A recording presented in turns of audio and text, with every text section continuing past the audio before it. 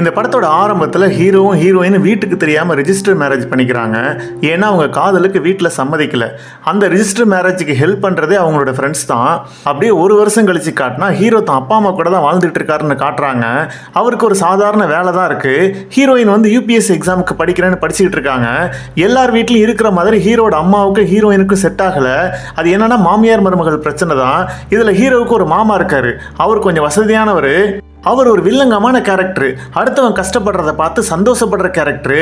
அதாவது அடுத்தவன் ரொம்ப இக்கட்டான சூழ்நிலையில் இருக்கிறப்ப நம்ம எல்லாரும் ஹெல்ப் பண்ணணும்னு நினைப்போம். ஆனால் நம்மால் அந்த நேரம் பார்த்து அவன் தலையில் ஒரு இடியை இறக்கி சந்தோஷப்படுற அளவுக்கு ஒரு கொடூரமான ஆள். இப்போ அடுத்து அந்த மாமாவோட குழந்தைக்கு மொட்டடிச்சு காது குத்துற ஃபங்க்ஷன் வைக்கிறாங்க. அதுக்கு நம்ம ஹீரோ என்ன சீர் செய்ய போகிறான் அப்படின்னு சொல்லி வெயிட் பண்ணி பார்க்குறாரு அவர். ஏன்னா ஒழுங்காக சீர் செய்யலை அப்படின்னா அங்கேயே வச்சு அவனை அசிங்கப்படுத்திடலாம் அப்படிங்கிறது அவரோட பிளானு. ஆனால் நம்ம ஹீரோ நிறைய கடனை வாங்கி சீர் செஞ்சு அதுலேருந்து எஸ்கேப் ஆயிடுறான். இப்படி ஒரு சராசரி வாழ்க்கையில் சாதாரண வேலையில் ரொம்பவும் கஷ்டப்படுற ஒரு குடும்பஸ்தன் தான் நம்ம ஹீரோ.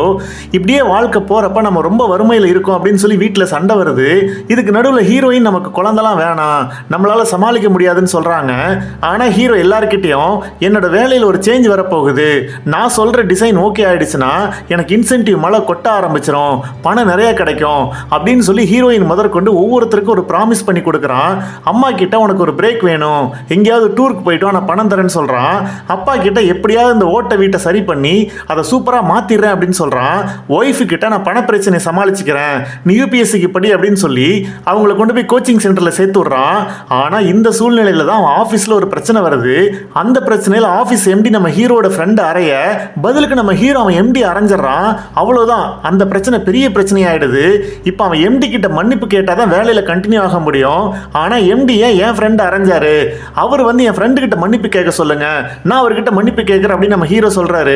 ஆனா அதெல்லாம் எப்படி நடக்கும்? இதனால இந்த ரெண்டு பேத்துக்குமே வேலை போயிடுது. இப்ப வேலை போன விஷயத்த வீட்டில் சொல்லணும்.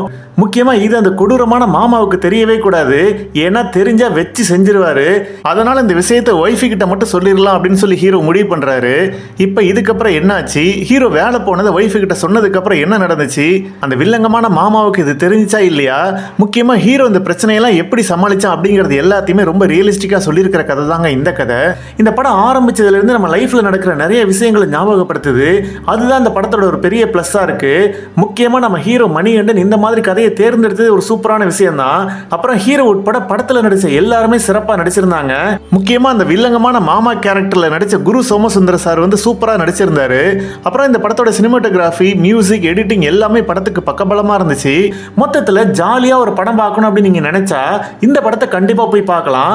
மற்றபடி படம் பார்த்தவங்கள உங்களுக்கு என்ன தோணுச்சுன்னு கமெண்ட்ல போடுங்க. இந்த வீடியோ உங்களுக்கு பிடிச்சிருந்துச்சுன்னா லைக் பண்ணுங்க, உங்க கருத்துக்களை கமெண்ட்ல போடுங்க.